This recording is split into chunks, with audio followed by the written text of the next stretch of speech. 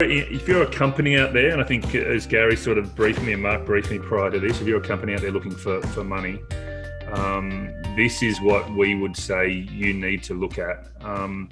We're working with, just to give you a feel for the moment, we're working with, I think it's 8 different companies across equity crowdfunding, across wholesale raises, and a couple of IPOs. We're not necessarily the main corporate advisor to an IPO company. They have their corporate advisor doing that.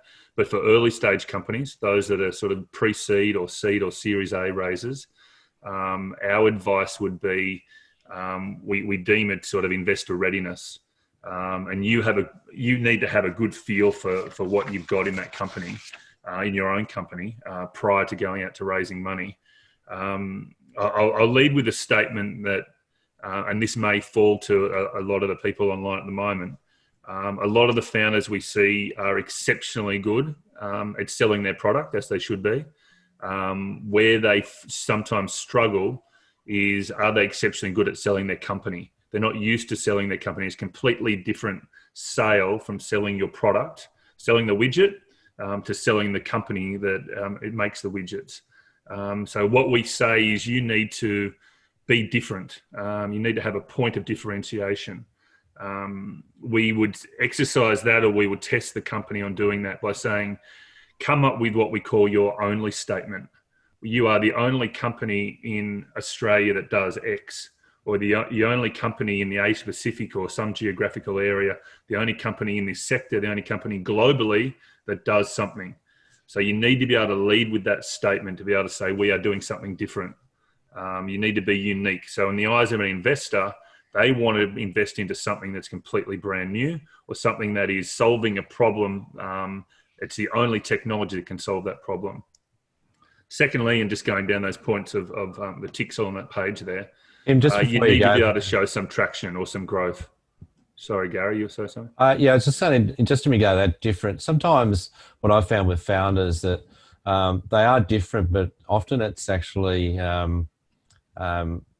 creating some framework around how they are different, and often some founders are not comfortable with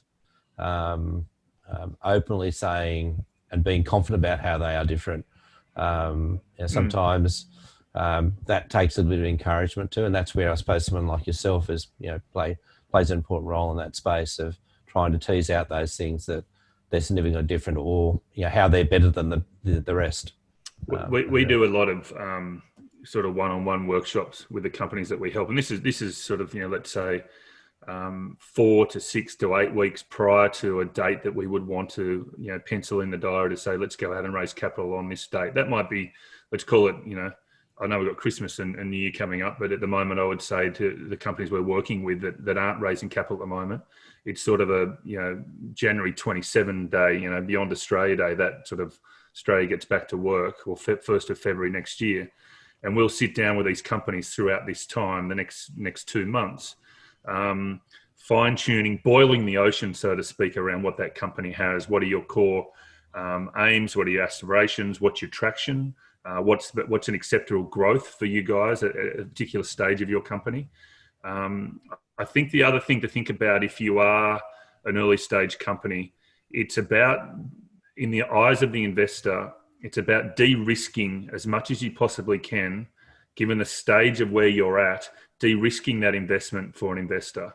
They need to be comfortable with, and I'm jumping around on this page here now, they need to be comfortable with your management team, the CEO, the credibility. You may be a 24-year-old founder. I've got one of those at the moment. And I've said to her, you need to have not necessarily a board of directors, because you're sort of a seed stage raise. You need to have an advisory board around you, maybe 2 or 3 other, older, more experienced, grey hairs, for want of a better term, that are around you, advising you. And at least then an investor knows that you're open to advice. You've got older people working with you, advising you. That helps with your quality and your credibility of your management team. The other big one here is a validation that your business model actually works. And another word for that is revenue.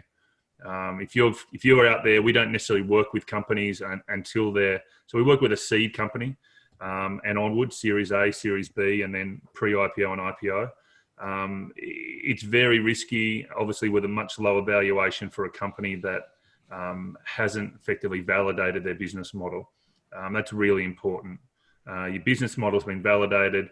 And aside from that, the other thing to look at is your go-to-market your go-to-market strategy has been validated as well. Just one final point, Mark, before we move on.